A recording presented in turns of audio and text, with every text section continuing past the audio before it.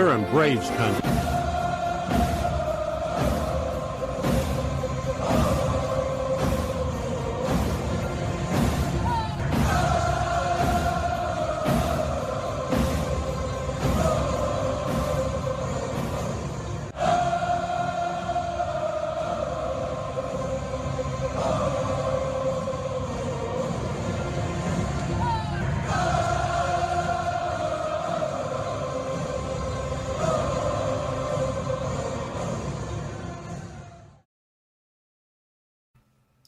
Good afternoon, Braves country, unless, of course, you're in the central time zone or further west, then good morning.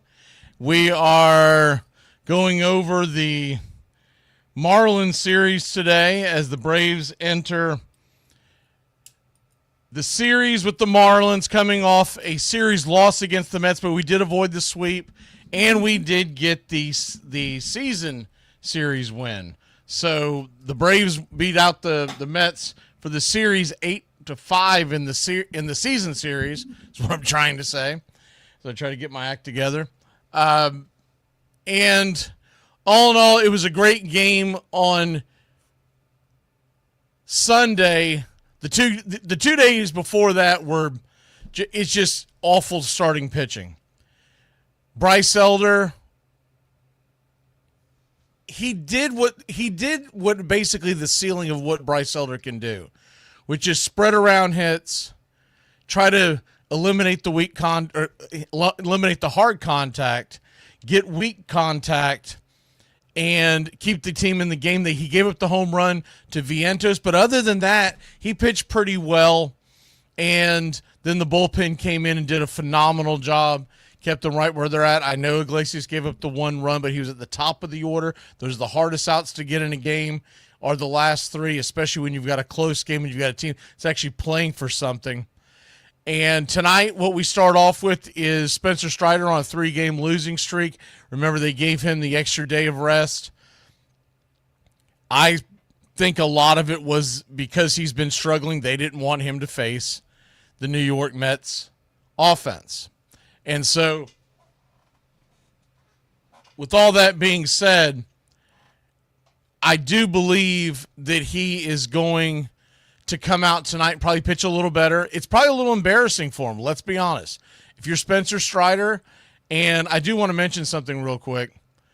We're live on TikTok, but also we are going to be going live on these over on the Armchair Quarterback Radio station channel on our YouTube, and that is free for people to watch. It's a long story, but basically we've got a few radio stations that are now carrying this show, and it's easier for me to just have them be able to grab it over there and people to be able to watch it than to go behind, open up the membership and whatnot after the broadcast, because what ends up happening is I get bogged down in 100 different things, and it's always a race to get it over there. So hopefully it helps build that channel a little bit too. We started that channel a couple of years back, but haven't done anything with it. From time to time, we've done some things. I think we got like 50 subscribers or something like that. But anyways, it's Armchair Quarterback Radio.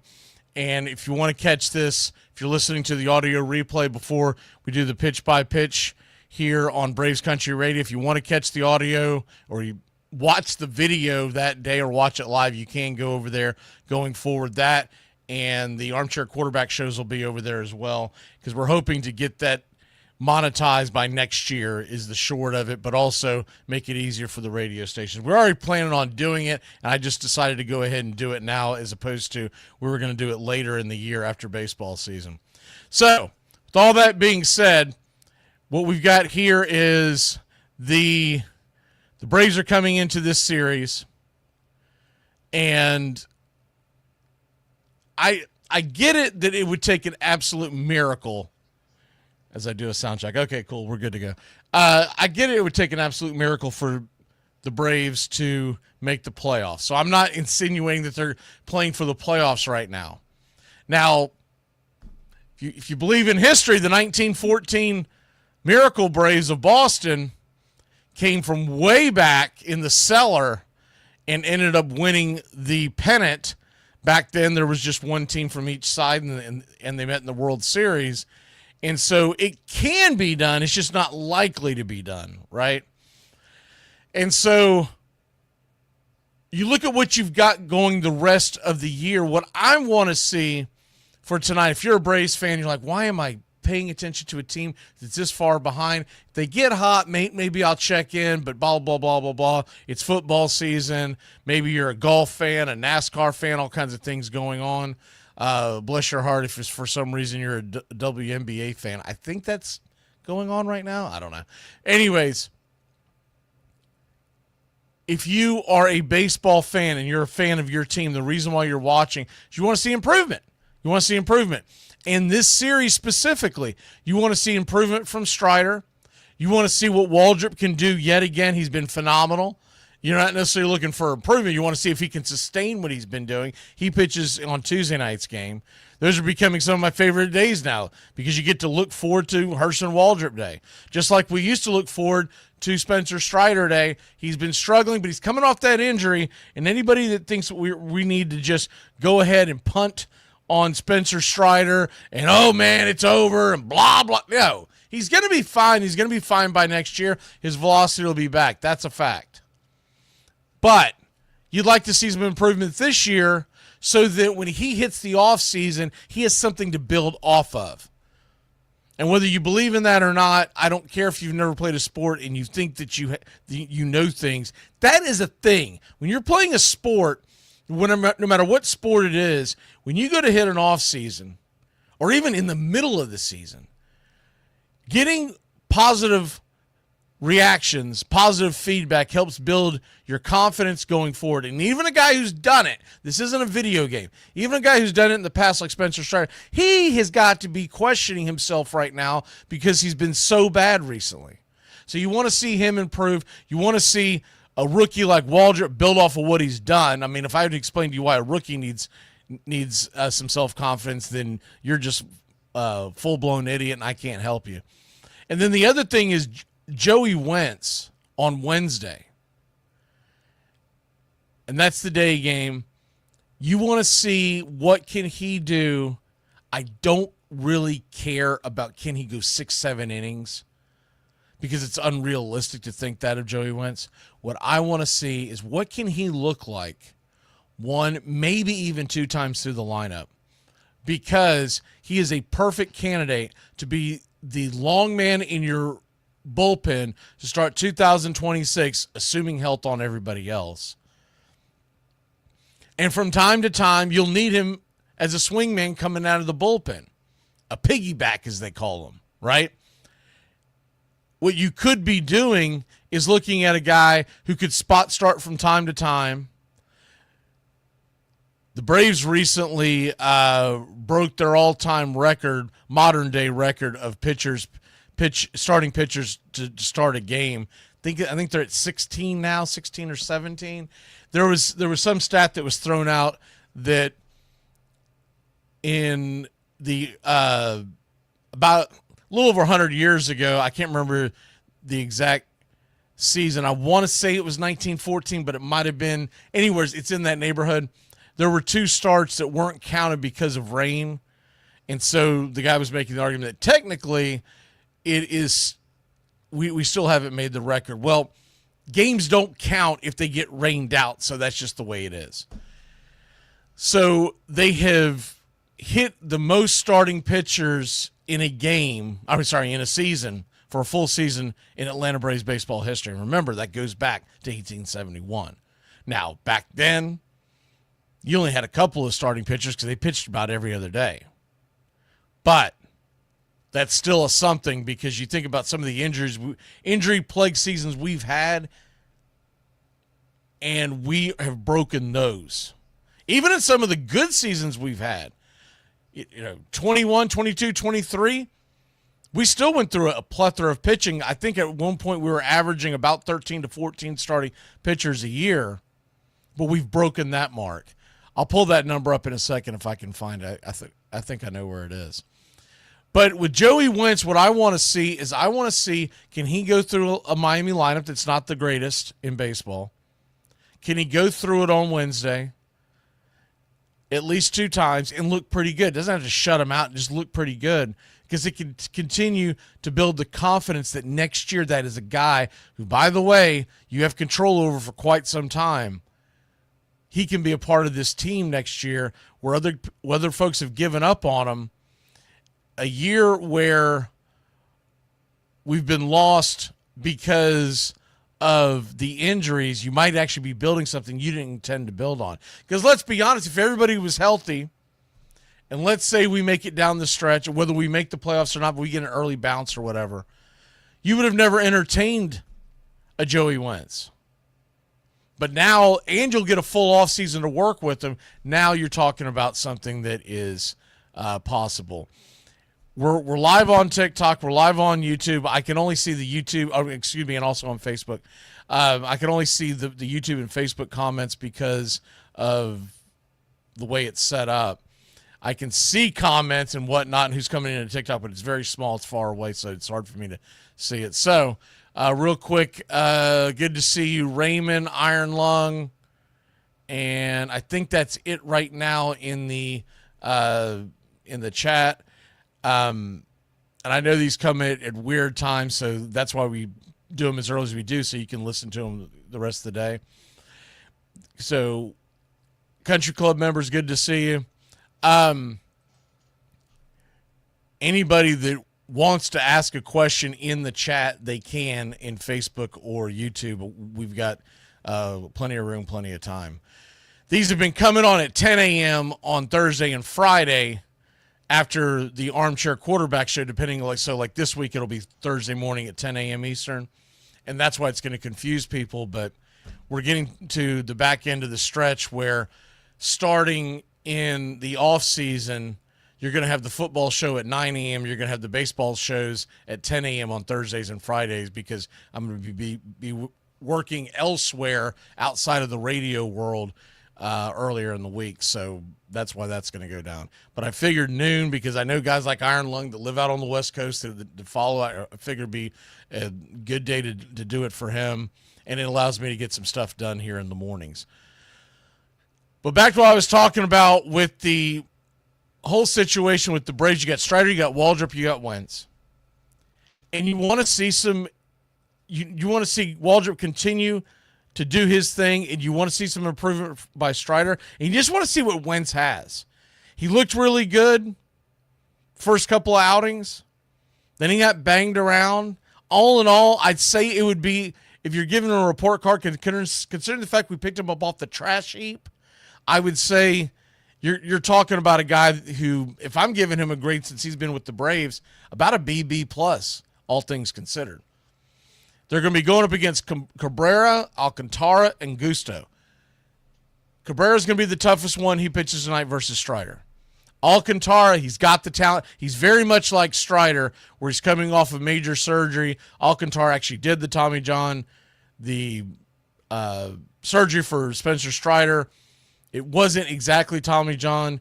It's the brace, internal brace surgery, but essentially same kind of timeline. A little quicker for Strider to come back, but they're in the same boat where they're coming back. They're trying to get their touchdown. I would love to hear from Spencer Strider what he thinks about the brace surgery. I haven't heard anyone actually ask him about it yet, and maybe they'll ask him in the offseason. But would he suggest it over Tommy John? Because remember, he's had both.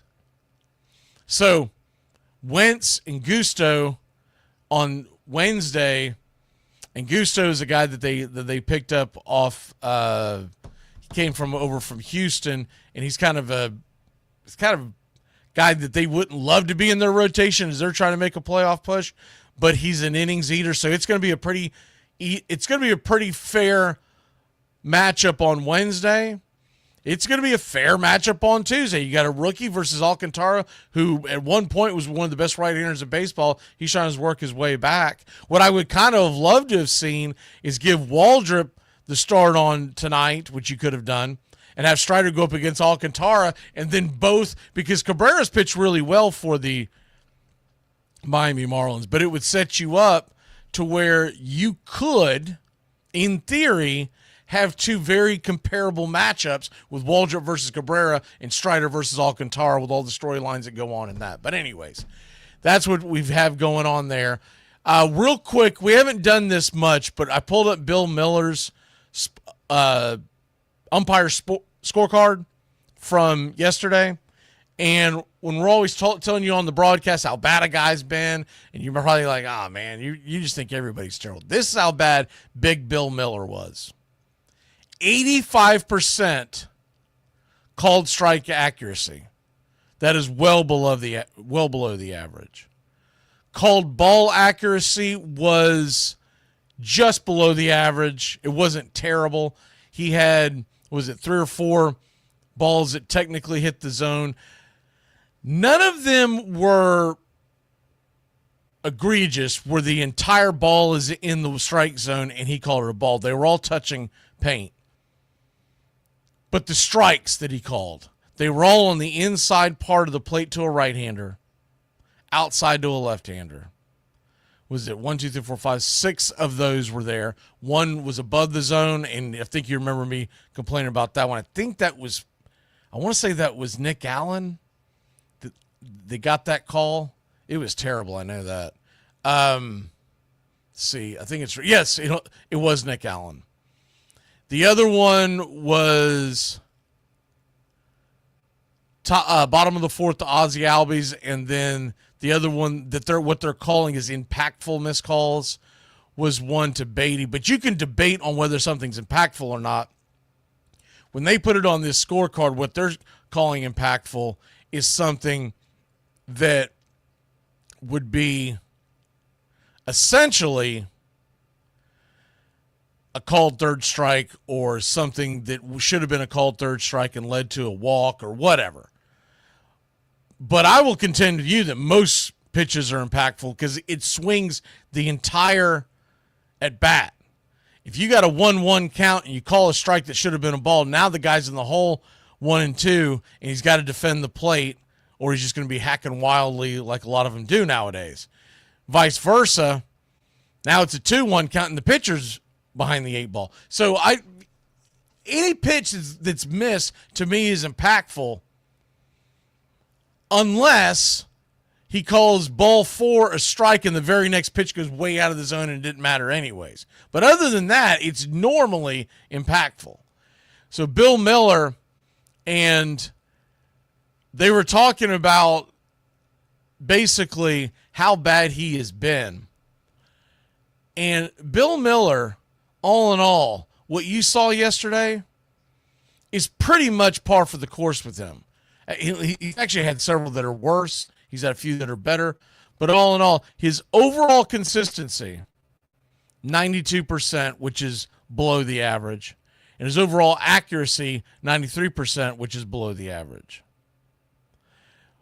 But overall, he impacted 0.18% runs for the Mets. And the reason why they're saying that is because one of the pitches that was blown led to that home run that Vientos hit.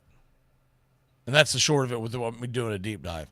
So the point is, these guys, I'm so ready for the ABS system because these guys are consistently making mistakes, and I know it's a tough job. I get that. We're seeing a box. They don't get that box. They don't see the ball go through a box.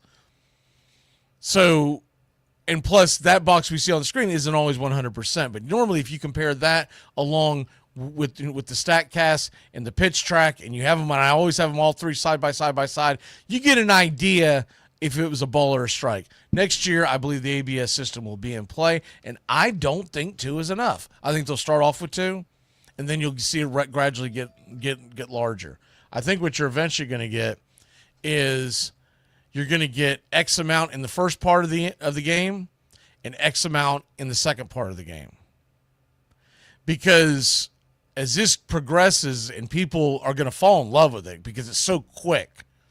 If you haven't viewed the ABS, it's the robo-ump that everyone calls it, but it's not really robotic. It's a challenge system, but it really quick. I mean, it comes back lightning fast. It comes back as fast as the tennis. If anybody's watching the U.S. Open, real quick, it says, is it in or out? It's out. It's in. Let's go on to the next serve. In baseball, striker ball. All right, next pitch. So I believe what they're eventually going to do is have one in the first 5 innings and 2 in the last 4, or maybe 2 in the last 3. Maybe they'll wait till the 7th inning. But you have to have it set up because, honest engine, fans are going to remember more of the challenge that isn't able to be challenged late in the game, especially when you start talking about postseason or someone's postseason chances. So there's that. I just wanted to hit that up real quick because I do believe that it's coming. I think it'll be here next spring, and there's no reason why they can't do it next spring. And so ABS, I am so ready for it. Let me see. Does anyone have any? By the way, those of y'all who are listening on Braves Country Radio, they're going to tune in for the game tonight. We're going to do something different that I thought would be fun down the stretch. So when we all met up in Atlanta for the All-Star game, Uncle Charlie brought me a box of old baseball cards. And I thought what would be fun to do is I'm going to take a stack each game.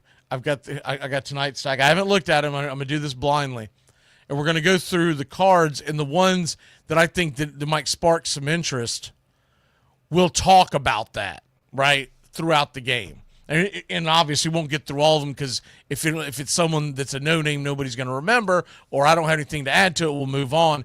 But we'll get through that stack before the end of the regular season. It should be a lot of fun. I'll give you an example. Who's on top here? Gary Carter. A lot of folks remember Gary Carter, but a lot of folks would say Gary Carter was one of the greatest catchers in the Gen X era, right? Growing up watching baseball. But how many of y'all remember that he ended up playing with the LA Dodgers at the end of his career? I kind of forgot about it. Most of us, when we think of Gary Carter, we think of the Expos and we think of the Mets, and especially the Mets because of the 86 championship. But he was an all-time great as an Expo. So it'll be stuff like that. I think it'll be a lot of fun. And if you don't think it's fun, then you're probably just not fun at parties. All right. Well, let's see, Royal Peter, will they still have umpires on the field? Yes, they will still have umpires on the field. Once again, it's a challenge system. It's just like in football when you can challenge a fumble or not, but it's going to be much quicker. They did it during the All-Star game. If you want to get an idea of they did it during spring training. If you want to get an idea, there's plenty of videos out there, and they continue to do it in minor leagues. All it's going to be is guys standing at the plate, the catcher and the pitcher. These are the only 3 that can challenge. It can't come from the dugout. They can't get any help. Right now, what they use in spring and what they use in the All-Star game is you get 2 for the entire game for the entire team.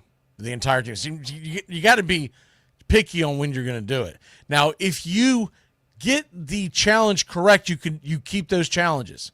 You do not lose your challenge. So in theory, you could challenge it 50 times if you're always going to be correct. But what it'll do, just give you a quick example. Let's say tonight's game. I haven't seen the umpire, but we'll take yesterday's umpires. So we'll say Bill Miller is behind the plate.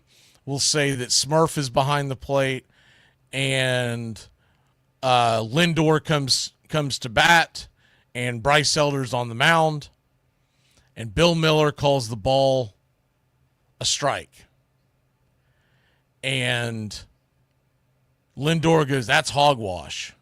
So all they did was tap their head like that.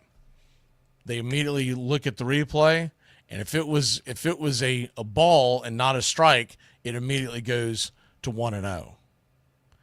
If not, you lose the challenge and it's 0-1. But it has to come from either the guy standing at the plate, Lindor, Smurf the catcher, or the man on the mound at the time, Bryce Elder. Can't come from anybody else.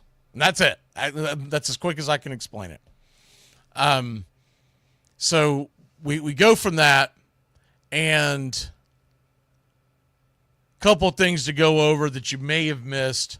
Cal Quantrill should be available. He got pulled the other night. It was just cramps.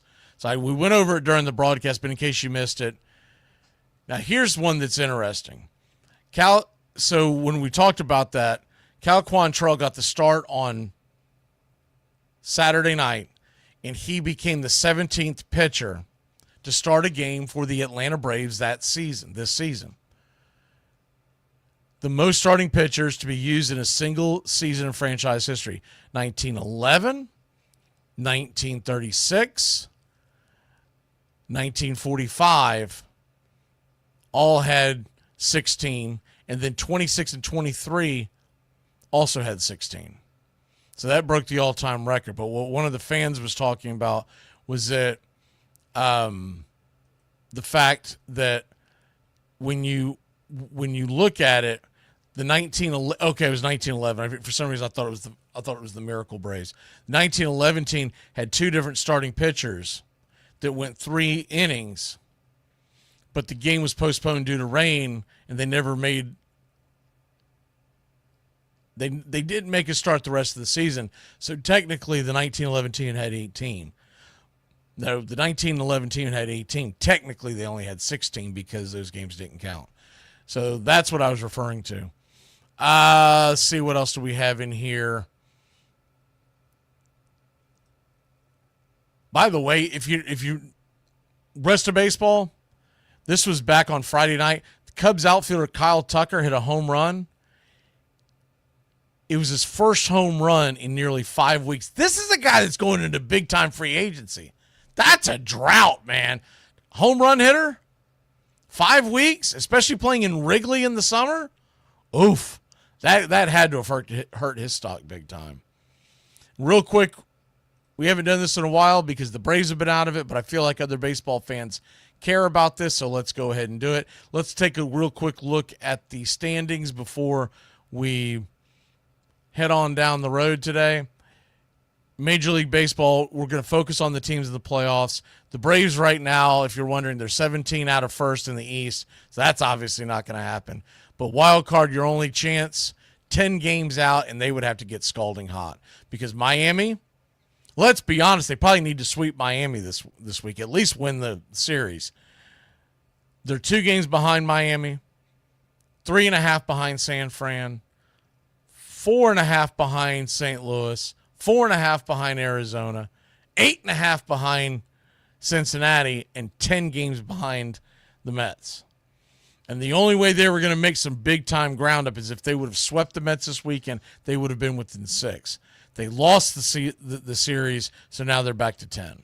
So it makes it where you have to get even more scalding hot because we don't face the Mets again. And they're now if the Mets continue to flounder like they have been, then it's kind of a moot point and you're focusing on Cincinnati, Arizona, etc. But National League wild card looks like this. Cubs are going to make it. Padres are going to make it. It's the Mets and the Reds that are fighting it out for the last spot unless something crazy happens. You do have Arizona and St. Louis 5.5 out and San Fran 6.5 out, but let's just cut it off at there because the idea that Miami or Atlanta are going to catch them is just basically filling time. American League. Big shift in the American League this weekend is the Red Sox took 3 or 4 against the Yankees. They are now a half game in front of the Yankees. They were 1.5 back. So Boston has the top wild card in the American League. They are a half game in front of the Yankees, tied in the loss column, for those that view it that way. They are 1 full game in front of Seattle. Then you've got Kansas City, Texas, and Cleveland, and you can kind of cut it off there. Cleveland's 5 back, Texas 4.5 back, and Kansas City is 3 back. I really feel like Kansas City is probably the most likely of those 3 to make a charge. They've been playing pretty good baseball. They've won 7 of their last 10. You've got Cleveland, who's lost 8 of 10, and Texas, who has lost they've won 3 in a row, but prior to that, they were really scuffling. So they're 5-5 over their last 10. You look at the big picture standings, the divisional standings. Detroit's going to win the Central. Toronto should win the East. They got a 5-game lead on Boston, but I'm telling you, Boston's been hot. And there's still, 30 games left, so you never know on that one. Houston is holding on to a 2-game lead over Seattle. That one could get interesting down the stretch. And we are going to have Seattle and the Padres as the double dip on our doubleheader this week. That's going to be Wednesday afternoon. Braves play the Marlins at 1. Padres in Seattle come on at 4 Eastern. So we're going to do a double dip on Braves Country Radio. If you haven't caught it before, we have a lot of fun on the play-by-play. It's not one of these cheerleading channels where you just sit around and rah-rah, and man, we actually try to do a professional broadcast play-by-play. And we have a lot of sound bites that make it fun for Braves fans and other fans. What else do we have here?